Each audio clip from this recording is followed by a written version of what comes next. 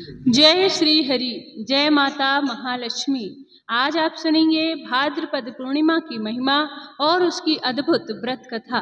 भादो माह की पूर्णिमा को भाद्रपद पूर्णिमा या राधा अष्टमी के बाद आने वाली कोजागर पूर्णिमा भी कहा जाता है। यह दिन अत्यंत पावन है क्योंकि इस दिन श्री हरि, विष्णु, चंद्रमा और लक्ष्मी माता की विशेष पूजा की जाती है। तो आइए आरंभ करते हैं इस दिव्य कथा को। सबसे पहले जान लेते हैं पूजा विधि और व्रत का विधान। भाद्रपद पूर्णिमा के दिन प्रातः स्नान करके स्वच्छ वस्त्र धारण करें, पूर्व दिशा की ओर मुख करके बैठें। सबसे पहले भगवान गणेश का ध्यान करें और इसके बाद श्री विष्णु और माता लक्ष्मी की मूर्ति या चित्र के सामने दीप जलाकर धूप अर्पित करें। कच्चा दूध, शहद, घी और गंगा जल मिलाकर पंचामृत से भगवान को स्नान कराएं। सफेद फूल, मिठाई और विशेष रूप से खीर का भोग लगाएं। इस व्रत में चंद्रमा का पूजन भी अत्यंत महत्वपूर्ण है। रात्रि के समय चंद्रदेव को अर्घ्य देकर घर के आंगन या छत पर दीपदान करना चाहिए। ऐसा करने से घर में दरिद्रता का नाश होता है और माता लक्ष्मी का स्थायी रूप से वास होता है। अब आपको सुनाते हैं पौराणिक कथा। प्राचीन काल में एक नगर में धनपति नाम का एक व्यापारी रहता था। उसके पास अपार धन संपत्ति थी, लेकिन उसके जीवन में सुख शांति नहीं थी। उसकी पत्नी धर्मपरायण और सत्य स्वभाव की थी। वह नियमित रूप से व्रत उपवास किया करती थी, लेकिन पति यह सब व्यर्थ समझते थे। एक दिन नगर में एक महात्मा आए। उन्होंने लोगों को बताया कि भाद्रपद मास की पूर्णिमा को व्रत एवं चंद्र पूजा करने से मनुष्य की सभी मनोकामनाएं पूर्ण होती हैं। जिसके जीवन में धन तो है पर सुख नहीं, या जिसके घर में लक्ष्मी आती है पर टिकती नहीं, उनके लिए यह व्रत अमोघ है। व्यापारी की पत्नी ने यह कथा सुनी और निश्चय किया कि वह व्रत करेगी। वह भाद्रपद पूर्णिमा के दिन सुबह से ही उपवास रखकर भगवान विष्णु और लक्ष्मी जी का पूजन करने लगी। संध्या के समय उसने चंद्रमा को अर्घ्य दिया और दीपदान किया। उस रात्रि उसने स्वप्न में देखा कि स्वयं महालक्ष्मी उनके घर आई और बोली, हे साध्वी, तुम्हारे व्रत और भक्ति से मैं प्रसन्न हूँ। अब तुम्हारे घर से दरिद्रता और क्लेश सदा के लिए दूर हो जाएंगे। धन के साथ सुख और शांति भी स्थायी रूप से वास करेंगे। जैसे ही सुबह हुई, व्यापारी ने देखा उसके घर का वातावरण बदल गया है। जहाँ पहले कलह और तनाव था, वहाँ अब हंसी खुशी का माहौल था। व्यापारी भी बदल गया। उसने अपनी पत्नी से क्षमा मांगी और इस व्रत की महिमा को स्वीकार किया। तभी से वह हर साल भाद्रपद पूर्णिमा का व्रत करने लगा।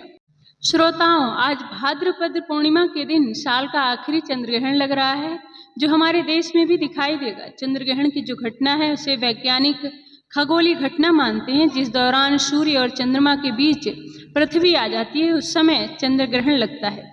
वहीं धार्मिक और ज्योतिष शास्त्र के अनुसार यह राहु और केतु ग्रह से जुड़ा हुआ है।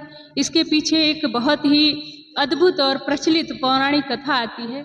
दरअसल प्राचीन काल की बात है, जब देवताओं और असुरों के बीच अमृत प्राप्त करने के लिए समुद्र मंथन किया गया। इस मंथन से जुड़े कई दिव्य रत्नों के साथ साथ कई अद्भुत वस्तुएं भी मिली, जिनमें से एक अमृत कलश भी था। और इस अमृत का पान करने के लिए देवताओं और दानवों में एक बार फिर से विवाद छिड़ गया। इस विवाद को सुलझाने के लिए भगवान विष्णु ने मोहिनी रूप धारण किया और देवताओं की पंक्ति में बिठाकर अमृत पिलाने लगे। और इसी पंक्ति में छल पूर्वक एक दानव राहु भी बैठ गया। जिसने अमृत का पान कर लिया, उसे छल से अमृत का पान करते हुए सूर्य और चंद्रमा ने देख लिया। तब उन्होंने भगवान विष्णु को इस बात का संकेत किया। इस पर भगवान विष्णु ने राहु का सिर काटकर उसे धड़ से अलग कर दिया। लेकिन तब तक राहु के गले में अमृत की कुछ बूंदें जा चुकी थी। सुदर्शन चक्र से राहु के 2 हिस्से किए जाने के कारण सिर वाले भाग को राहु और धड़ वाले भाग को केतु के नाम से जाना जाता है।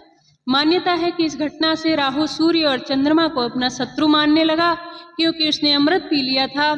इसी कारण उसकी मृत्यु नहीं हुई। और पूर्णिमा के दिन जब राहु चंद्रमा को ग्रासता है तो चंद्रमा कुछ देर के लिए छिप जाता है, जिसे चंद्र ग्रहण कहा जाता है।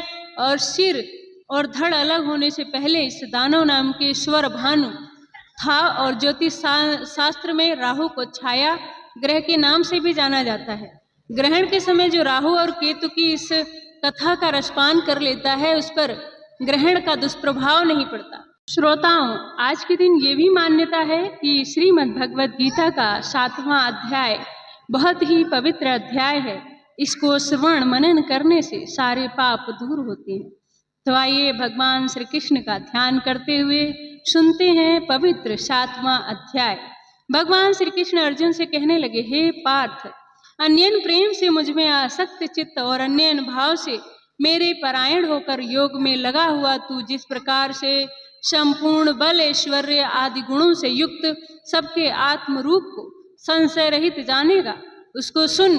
मैं तेरे लिए इस विज्ञान सहित तत्व को संपूर्णता कहूँगा, जिसको जानकर संसार में फिर और कुछ भी जानने योग्य शेष नहीं रह जाता।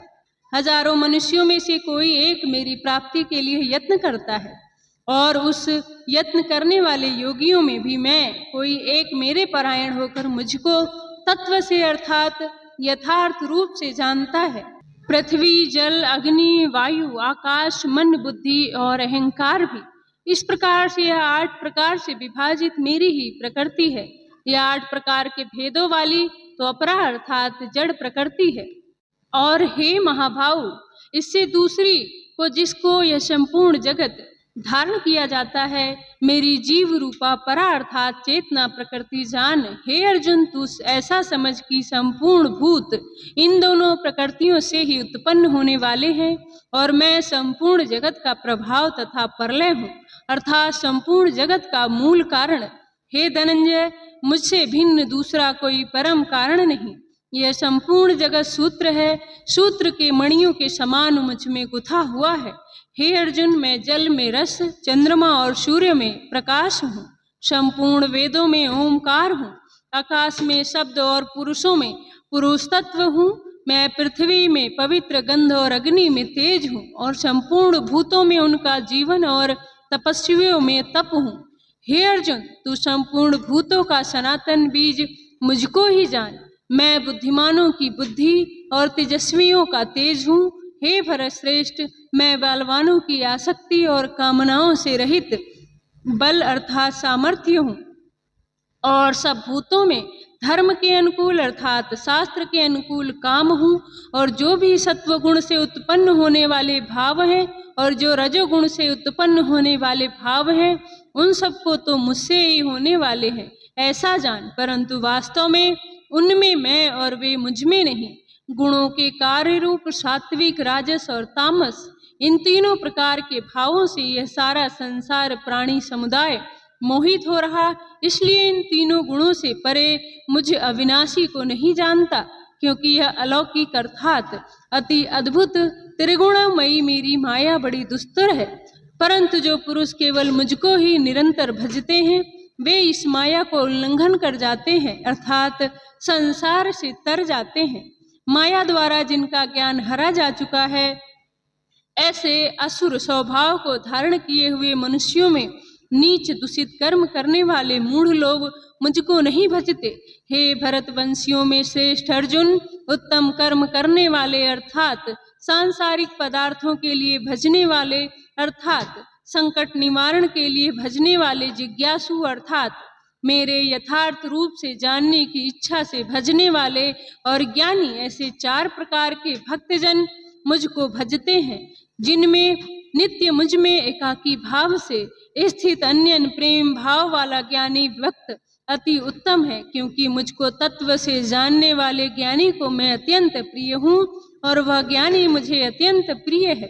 यह सभी उद्गार है, परंतु ज्ञानी तो साक्षात मेरा ही स्वरूप है, ऐसा मेरा मत है। क्योंकि वह मंद बुद्धि वाला ज्ञानी भक्त अति उत्तम गति स्वरूप मुझ में ही अच्छी प्रकार से स्थित है। बहुत जन्मों के अंत में जन्म में तत्व ज्ञान को प्राप्त पुरुष सब कुछ वसुदेव ही है। इस प्रकार मुझको भजता है, वह महात्मा अत्यंत दुर्लभ है। उन भोगों की कामना द्वारा जिनका ज्ञान हरा जा चुका है, वे लोग अपने स्वभाव से प्रेरित होकर उस वक्त नियम को धारण करके अन्य देवताओं को भजते अर्थात पूजते हैं। जो सकाम भक्त जिस देवता के स्वरूप को श्रद्धा से पूजना चाहता है, उस भक्त की श्रद्धा को मैं उसी देवता के प्रति स्थिर करता हूँ। वह पुरुष उस श्रद्धा से युक्त होकर उस देवता का पूजन करता है और उस देवता से मेरे द्वारा ही विधान किए हुए उन उच्छित भोगों को निसंदेह प्राप्त करता है। परंतु उन अल्प बुद्धि वालों को वह फल नाशवान है और देवे देवताओं को पूजने वाले देवताओं को प्राप्त होते हैं। और मेरे भक्त चाहे जैसे ही भजें, अंत में वे मुझको ही प्राप्त होते हैं। आप जानिए कि भगवत गीता के 7वें अध्याय में भगवान के प्रभाव और स्वरूप का न जानने वालों की निंदा और जानने वालों की महिमा का वर्णन किस प्रकार किया गया है। भगवान श्री कृष्ण कहते हैं, बुद्धिमान पुरुष मेरे अनुत्तम अविनाशी परम भाव को न जानते हुए मन इंद्रियों से परे मुझ सच्चिदानंद घन परमात्मा को मनुष्य की तरह जन्म कर व्यक्ति भाव को प्राप्त हुआ मानते हैं। अपनी योग माया से छिपा हुआ मैं सबके सामने प्रत्यक्ष नहीं होता, इसलिए यह अज्ञानी जन समुदाय मुझ जन्म रहित अविनाशी परमेश्वर को नहीं जानता, अर्थात मुझे जन्मने मरने वाला समझता है। हे अर्जुन, पूर्व में व्यतीत हुए और वर्तमान में स्थित तथा आगे होने वाले सब भूतों को मैं जानता हूँ, परंतु मुझको कोई भी श्रद्धा भक्ति रहित पुरुष नहीं जान सकता। हे भरतवर्षी अर्जुन, संसार में इच्छा और देश से उत्पन्न सुख दुख आदि द्वंद्व रूप के मोह से संपूर्ण प्राणी अत्यंत अज्ञानता को प्राप्त हो रहे हैं, परंतु निष्काम भाव से श्रेष्ठ कर्मों का आचरण करने वाले जिन पुरुषों का पाप नष्ट हो गया है, वे राग द्वेष जहित दंड रूप मोह से मुक्त दृढ़ निश्चय भक्त मुझको सब प्रकार से भजते हैं। जो मेरे शरण होकर जरा और मरण से छूटने के लिए यत्न करते हैं, वे पुरुष उस ब्रह्मा को, संपूर्ण अध्यात्म को, संपूर्ण कर्म को जानते हैं। जो पुरुष अधिभूत और अधिदेव सहित तथा अभियज्ञ सहित अर्थात सबका आत्मरूप मुझे अंतकाल में भी जानते हैं, वे युक्त चित्त वाले पुरुष मुझे जानते हैं, अर्थात मुझ में लीन हो जाते हैं, मुझे प्राप्त हो जाते हैं। श्रीमद् भगवत गीता के 7वें अध्याय का हिंदी अनुवाद समाप्त।